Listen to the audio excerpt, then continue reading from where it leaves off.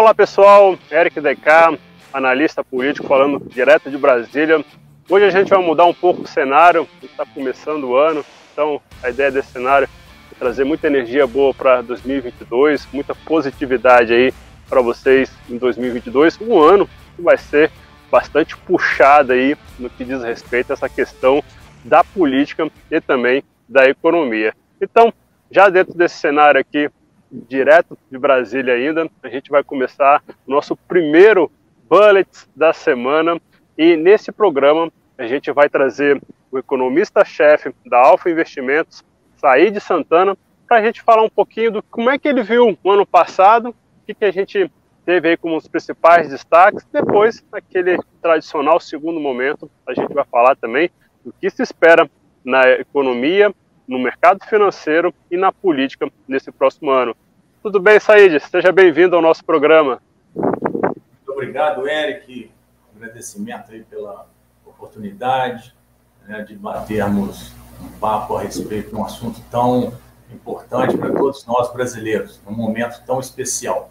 Então, é uma satisfação imensa estar aqui hoje. Legal, Said. Então, para a turma que ainda não te conhece, se apresenta um pouco, fala um pouco aí do seu background e aonde você está atuando e como você está atuando hoje.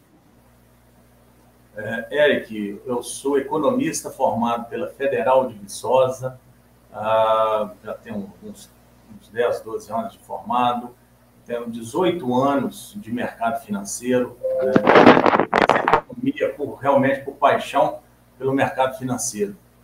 Atualmente estou num processo de encerramento do meu PhD em Inteligência de Negócios na Universidade Fernando Pessoa, que fica na cidade do Porto, em Portugal.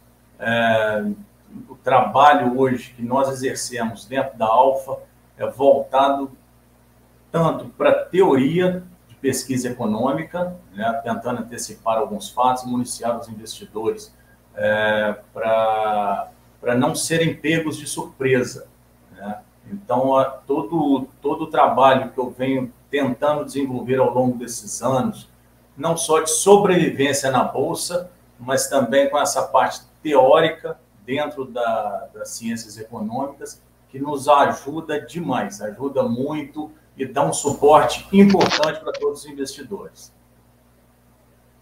Legal, uma experiência internacional, PhD na Europa não é pouca coisa. Vamos então explorar aí todos os seus conhecimentos, todo esse seu background nesse nosso programa. E começando, eu acho que um dos principais destaques aí do último ano, e aí não só aqui no país, mas também de uma forma global, foi a questão da inflação, né? Se a gente olhar o Boletim Focus de janeiro de 2021 e olhar o Boletim Focus de dezembro de 2021, parece que a gente está em dois mundos, né?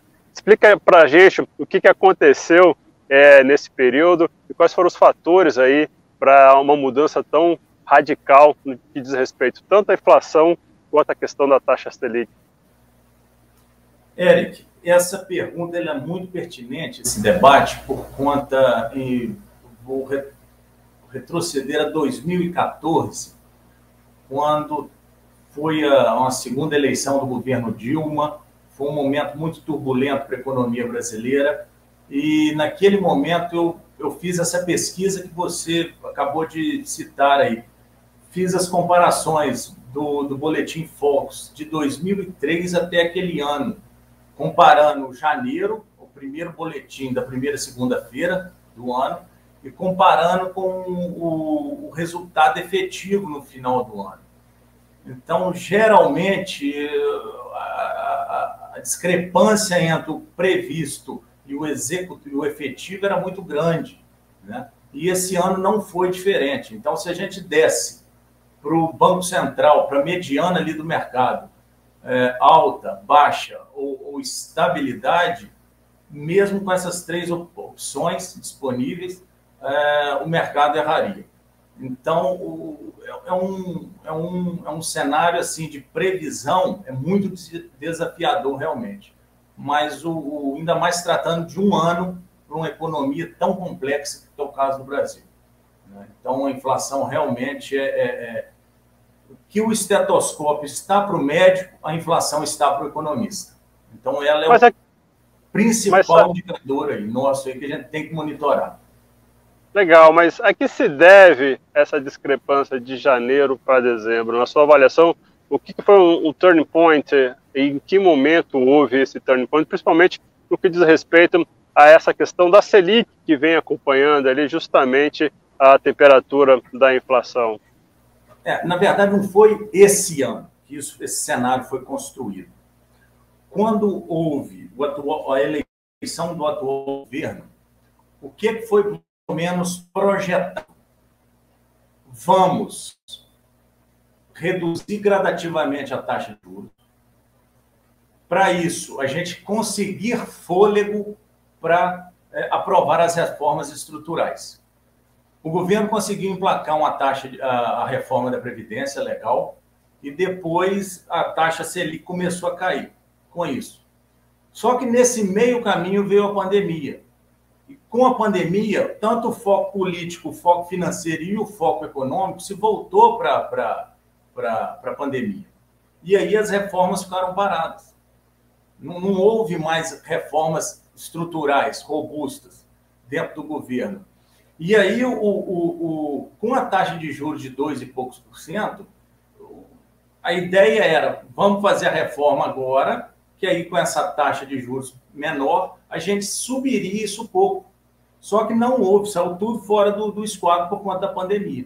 Então, com a pandemia, nós perdemos o time da coisa, por conta da taxa de juros, porque a gente não pode pagar uma taxa de juros de 2%, sendo que outros países macroeconomicamente melhores que o Brasil estavam pagando até mais. Né? Então, isso seria um período. Como nós não fizemos essas reformas, essa conta chegou em 2021. Né? Não sei ainda em 2022 como que teremos, mas isso a gente fala daqui a pouco. Legal. Então, indo para o segundo destaque, qual é o seu segundo bullet do ano de 2021 no que diz respeito à questão econômica e ao mercado financeiro? Você chamou atenção para o primeiro destaque, inflação, corretíssimo. Acredito eu que ano que vem, o primeiro destaque que você vai me perguntar vai ser a respeito da dívida pública. Então, esse vai ser o segundo problema que nós teremos aí. Porque a economia ela é justa, mas, por outro lado, ela é muito cruel. Então, se nós corrigirmos a mediana da inflação, que já vem caindo para os próximos 2022, 2023, por conta da alta da Selic, isso tem como consequência e efeito colateral o aumento da dívida. Então, a dívida pública, depois que o problema da inflação for corrigido, a gente vai ter que debater a respeito do tamanho da dívida pública, se é pagável ou não. Né? Então, eu acho que seria a segunda aí chamada para segundo destaque para 2022. Said, só para a gente entender, colocar todo mundo na mesma página. Qual o impacto que o crescimento da dívida pública tem dentro do dia a dia das pessoas e também dentro do universo do mercado financeiro? Eric, quando nós falamos de dívida, principalmente a pública, o governo, dada a teoria keynesiana, como que ele faz uma economia crescer? De que depende o crescimento da economia? Investimentos, da letra I, gastos do governo, representado pela letra G, e o terceiro, consumo das famílias, representado pela letra C. E aí tem o volume de exportação, né, o superávit comercial, que faz com que entre dólar na economia doméstica, e tem um terceiro aí também, um segundo, que pode ser via endividamento, né? E um terceiro seria via aumento de tributos. Cada um desses tem as vantagens, mas tem as desvantagens também. Né? Mas pegando os três principais, gastos do governo, o governo já gasta demais. Né? Então, quanto mais essa dívida aumentar, que já está alta, o governo fica inibido de conseguir aumentar os gastos públicos. E os gastos públicos geram emprego, né? A partir do momento que o governo gasta mais, isso gera mais emprego. E à medida que o endividamento aumenta muito, porque a taxa Selic já está muito elevada, né, em relação ao que estava antes, há um ano antes, o G diminui. Nisso que o G diminui, ficamos à mercê do investimento privado e do consumo das famílias. A nossa renda familiar é baixa. O PIB per capita brasileiro é o 80º, 90º maior do mundo. Tem 90 países na nossa frente, com renda maiores que a nossa. Então, a gente não pode confiar no consumo das famílias, porque o consumo das famílias lá atrás foi utilizado para gerar o crescimento do PIB. Só que não foi de renda, aumento de renda, foi aumento do endividamento das famílias. Então, isso é grave. Então, até hoje, as famílias estão endividadas. E o terceiro, que é o investimento privado, é que o governo parece que se antenou. A gente tem que estimular isso. É um investimento para ali, o I, de investimento das empresas. Aí eu vou licitar a construção, uma parceria, vou passar a concessão de um porto, vou passar uma concessão de uma hidrelétrica, vou aumentar a concessão de um aeroporto, porque aí o capital privado supriria a ausência do Estado nos gastos do governo. Então, eu vejo com esses olhos o maior impacto do aumento da dívida para o próximo ano. Legal. E qual seria o seu terceiro destaque desse último ano de 2021? Terceiro destaque, eu vejo como o quanto nós estamos para trás com relação à tecnologia. Se a gente pegar a Bolsa Americana, deu um baile de alta esse ano por conta principalmente das ações de tecnologia. E o Brasil, como é um país pouco tecnológico, né, amplamente falando, a Bolsa brasileira ficou para trás. Em comparação também com a Grã-Bretanha, a Bolsa do Reino Unido também tem pouquíssimas ações de tecnologia. Então, foi uma bolsa que ficou para trás também, né? Então, eu acho que um destaque importante que isso deveria ser trazido à tona aí é a baixa participação do setor de tecnologia na nossa economia. Acho que existem poucos incentivos, o governo deveria atuar mais nisso, não deveria fomentar mais isso dentro das empresas, algo desse tipo, porque senão a nossa bolsa vai ficar agarrada, ela vai ficar atrasada em relação às demais, né? Por quê? Porque a nossa bolsa tem um viés dela que é para o setor de commodity, né? Temos outras empresas boas, bacanas, mas eu acho que o que mais me chamou a atenção para o ano 2021 é o quanto nós estamos defasados em tecnologia. Said, além desses destaques, desses três destaques que você trouxe para a gente, tem algum outro ponto que você gostaria de elencar referente a 2021? Então, Eric, eu acho que em 2021, o quarto destaque aí que começou a chamar a atenção é o cenário político, né? Que estava ali adormecido por conta da pandemia, e aí do segundo semestre para cá, o cenário político já começou a dar as caras. Então, fica aí esse destaque também para o ano de 2021, cenário político. Legal, legal. Já que você deixou a bola quicando para mim, eu vou chegar chutando, porque a área política é onde a gente tem um maior domínio.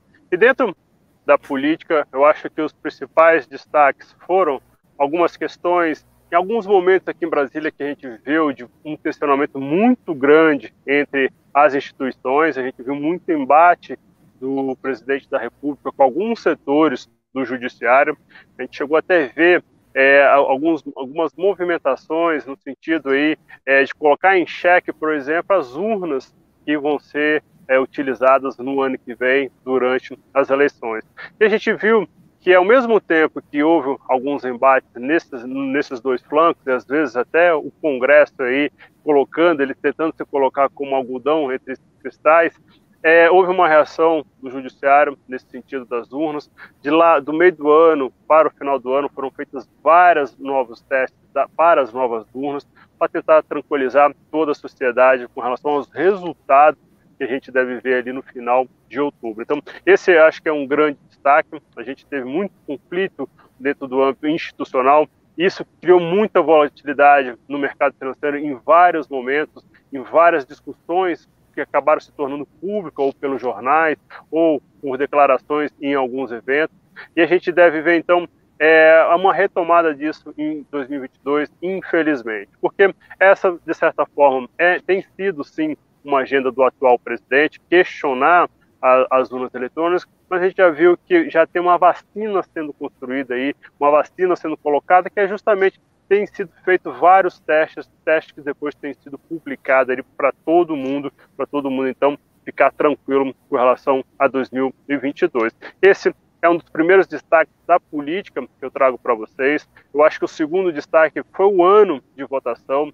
A gente tem que colocar em mente que ano de 2020 não houve muito espaço para nenhuma reforma avançar, não houve muito espaço para nenhum tema mais controverso avançar, porque a gente estava enfrentando justamente a pandemia e era um momento que o Congresso estava votando pacote para enfrentamento do Covid-19. 2021 foi um ano que avançou, apesar de não ter sido o ano dos sonhos para alguns setores, algumas pautas avançaram. Entre elas, a gente pode trazer a Lei do Gás.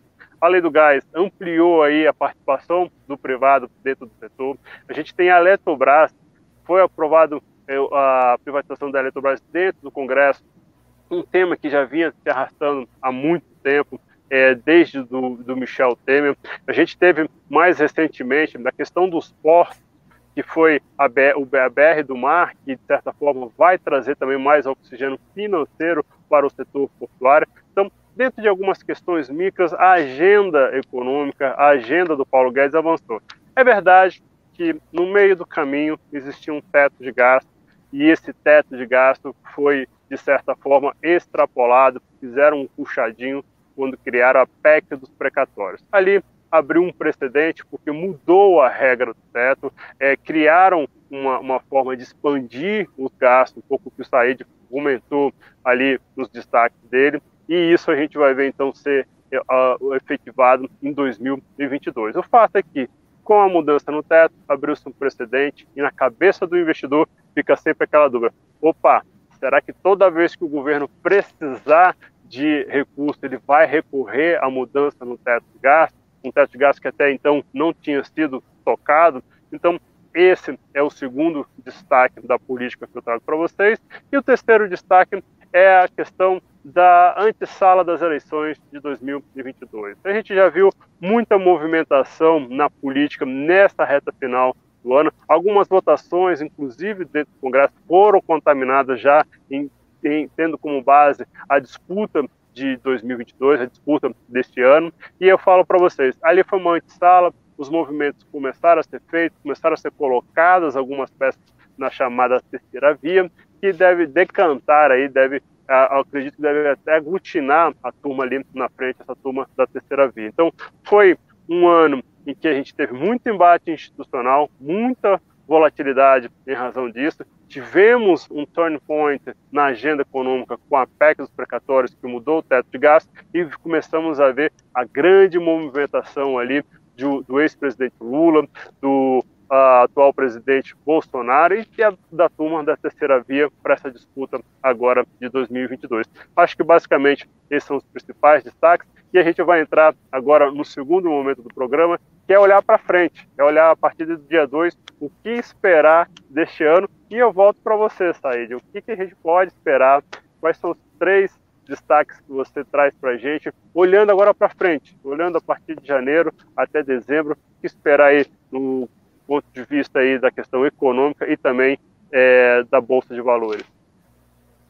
Eric, eu vejo como um grande primeiro destaque, não só dentro do mercado financeiro, mas também para a humanidade, vai ser a regressão de pandemia para epidemia.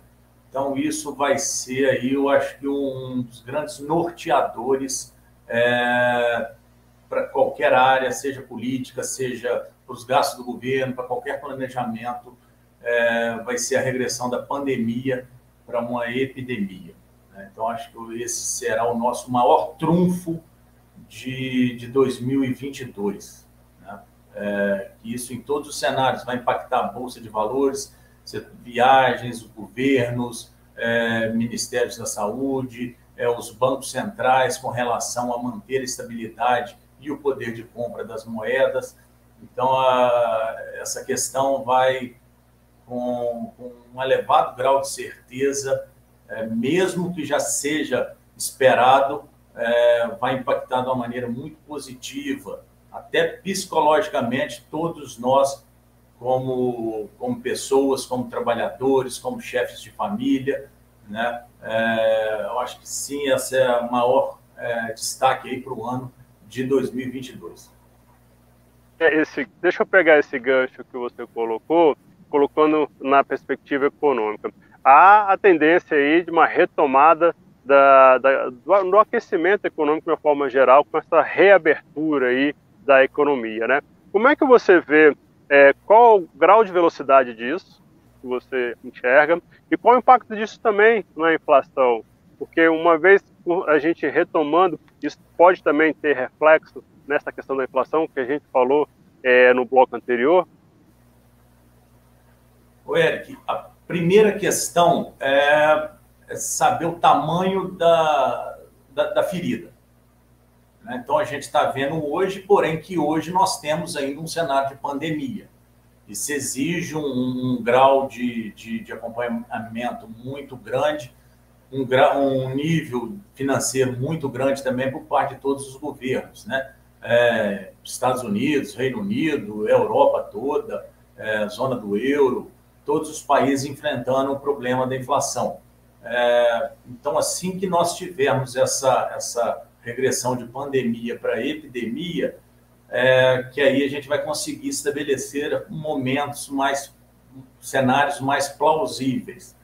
Mas, de toda forma, independente de ser no primeiro trimestre ou no último trimestre de 2022, o dinheiro foi jogado na economia, né, por conta da pandemia, e isso já se transformou em 2021 em inflação, e em 2022, alguns países, principalmente os países emergentes, na qual se inclui o Brasil, de economias emergentes, esse dinheiro ainda não foi todo absorvido, ele ainda está circulando, porque é dinheiro que vai para consumo, e deve ainda em 2022 ter um efeito da inércia inflacionária. Em países de economia já desenvolvida, possivelmente eles injetaram o dinheiro aonde deveria ser para estancar a quebradeira geral, generalizada, e aí em 2022, possivelmente, esse dinheiro não estará mais circulando na economia. Ele deverá ter sido inserido nas prateleiras, como produtos, bens e serviços. Então, existe essa divergência entre economias emergentes e economias desenvolvidas. Em 2022, economias desenvolvidas, o dinheiro que foi liberado agora em 2021, produtos na prateleira, e para economias emergentes, o dinheiro que foi liberado para aumentar consumo, que isso gera inflação. E esse dinheiro, até chegar como depósito final para virar um M4, um M3 na base monetária do Banco Central, vai dar inflação. Legal. Pegando esse gancho e fazendo um paralelo que isso está relacionado diretamente a questões políticas. A gente teve no apagar das luzes de 2021 a votação que criou ali o Auxílio Brasil, está previsto que vai ser R$400, um orçamento de 51 a 54 bilhões para ser utilizado em 2022. Como é que você vê a entrada desse auxílio que vem, um benefício que era o Bolsa Família mais reforçado, porque o ticket médio antes era de 190, 180. Como é que você vê a entrada desse novo auxílio? E também dentro dessa questão, você acha que esse auxílio vai ter algum efeito na questão social, tendo em vista também a inflação? Eric, essa questão de auxílio, isso é muito delicado, né? Porque a gente está falando, por um lado, dinheiro e, por outro lado, sobrevivência. Então, é uma conta muito delicada de ser feita. Pelo lado do dinheiro, os 50 bilhões, não me recordo, para um governo que já está devendo, é muita coisa, né? Eu acho que o acréscimo aí vai ser de quase 20 bilhões. Mas, por outro lado, pelo lado humanitário, né, do assistencialismo, nós estamos falando realmente de uma faixa aí, se não me engano, de 15 a 20 milhões de pessoas que são excluídas, que não têm qualificação, que não têm como se prover o autossustento. Então, o Estado tem que interferir nisso realmente, tem que criar um auxílio. Falando agora como eleitor, acredito que deve haver também uma contrapartida, né, de cada um que recebe esse auxílio. E o governo contribuir para essa contrapartida, que seja estudo, que seja qualificação, que seja mão de obra, enfim, eu acho que o auxílio deve existir uma contrapartida de quem recebe, até por questões de dignidade, né? Não é só ir lá e pegar o dinheiro em si, mas isso para o ego do ser humano, isso para o bem-estar do ser humano. Poxa vida, estou recebendo, mas eu estou fazendo por onde está recebendo esse dinheiro. O Brasil está com a autoestima lá embaixo e a gente precisa melhorar isso. Muito bom. E o seu último destaque para esse 2022 no campo da economia? O que a turma tem que ficar de olho, Said? 2022, Eric, eu acredito que vai ser um ano da oportunidade. Estou vendo muito investidor falando ali de vou esperar até as eleições. Poxa, historicamente, a gente vai vendo ali que ao longo do ano eleitoral para presidente, vários setores dão oportunidades incríveis de entrada. Ano 2022 vai ser o ano de você abrir ali seu home broker todo dia, seu aplicativo do banco, seu aplicativo da corretora, manter um contato constante com o seu assessor de investimento, com o gerente do seu banco. Tem que ficar de olho, porque vai ser um ano que vai ter muita oportunidade. Não trate 2022 como se já fosse um ano morto por conta das eleições, né? O setor privado brasileiro é extremamente competente, ultra capacitado, né, nas nossas áreas. E o setor público, mesmo batendo cabeça ali, o setor privado vai se sobressair mais uma vez, não vai deixar o Brasil quebrar. Então, e bolsa, a gente está falando de setor privado, né? Então, eu acho que 2022 vai ser um ano realmente de oportunidade. Esse seria o meu terceiro destaque aí para 2022. Excelente. Você arriscaria dizer para a gente o PIB de 2022, dentro dessa dinâmica que você colocou?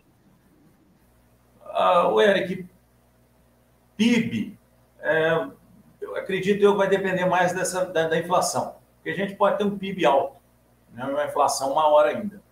A dívida pública nossa é grande, né?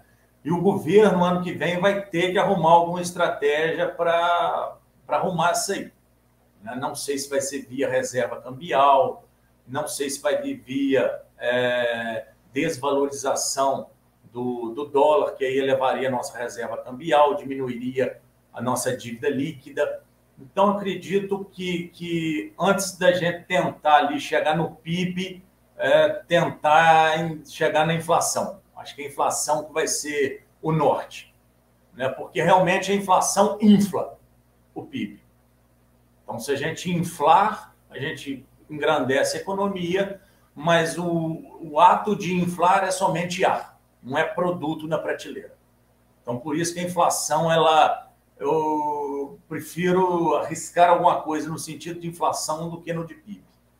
Legal. Indo para a política, a gente já começa janeiro em recesso, a gente continua aqui no recesso no Congresso Nacional e nas duas casas, tanto na Câmara quanto no Senado.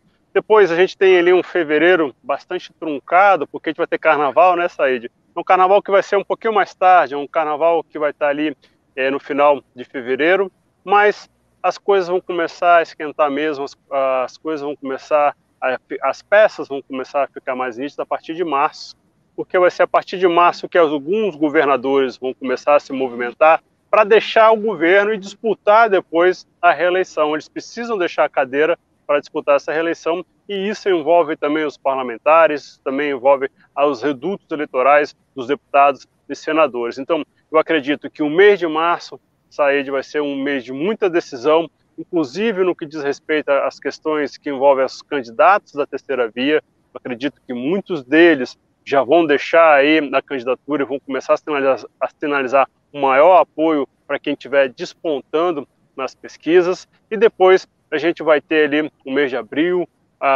e maio, vai já inclinando, aí, já acelerando para a disputa eleitoral. Então, num primeiro momento, a gente vai ter esse recesso, num segundo momento, muita movimentação política, porque vai ter essa questão de mudanças aí, principalmente dos governadores, e tem uma outra peça que a gente pode acrescentar nisso, vai ser ali no mês de março também, que vai ter o troca-troca partidário. Vai ser ali que os parlamentares vão poder trocar, por exemplo, o cara que é do PSD de dado pode ir para o PSDB, o cara que é do PSDB pode ir para o Democratas, e assim envolve toda uma ginástica, toda uma engenharia política que não é simples, é algo que vai demandar bastante energia, porque isso envolve questões regionais, e aí são questões bastante intricadas. Eu coloco isso em perspectiva para vocês, para dizer o seguinte: a retomada das atividades do Congresso não deve ser uma retomada em que a gente vai recolocar aquela agenda que ficou para trás, aquela agenda de 2021 com as reformas.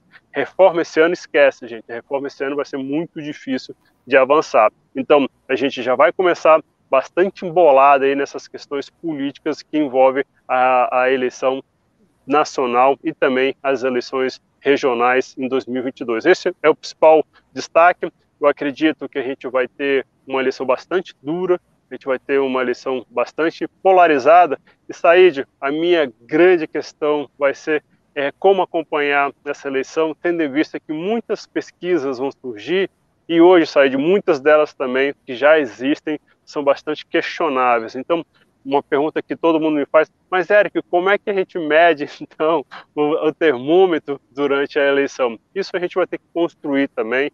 Eu acho que vão se destacar um ou outro ponto. A gente não pode rejeitar por completo as pesquisas. Acho que as pesquisas trazem uma temperatura, não trazem uma total realidade, principalmente com muito tempo de antecedência das eleições, mas é algo que a gente também, são ferramentas que a gente também vai passar a usar, porque isso dá um termômetro, dá ali um clima de para onde a sociedade está indo. Mas o meu sentimento de cobertura já de 6 eleições é de que a gente só vai ter algo definido, lógico, se não tiver nenhum avião caindo no meio do caminho, se a gente não tiver nenhuma facada no meio do caminho. Eu acredito que a gente só vai ter algo mais definido, gente, ali no mês de setembro, já caminhando para outubro. Então, até lá, muita coisa para acontecer, muitas questões para serem tratadas, e esse é o principal destaque. Eu acho que o Congresso vai andar de lado neste ano, as reformas vão andar de lado, e a agenda vai ser realmente eleições.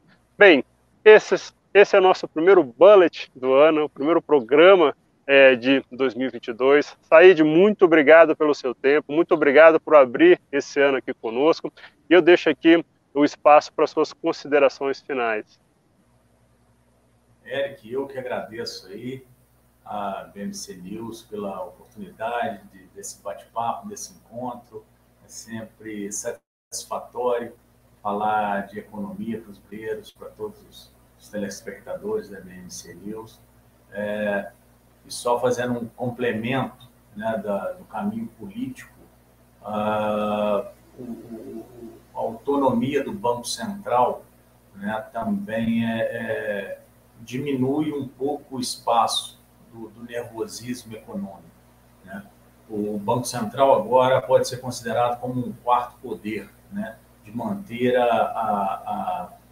o poder de compra da moeda, a estabilidade da moeda, independente dessa parte política. Então, agora o Banco Central, assim como é o MP, o Banco Central agora se tornou um órgão exclusivamente técnico. Então, isso é muito importante, não ter esse viés político lá dentro.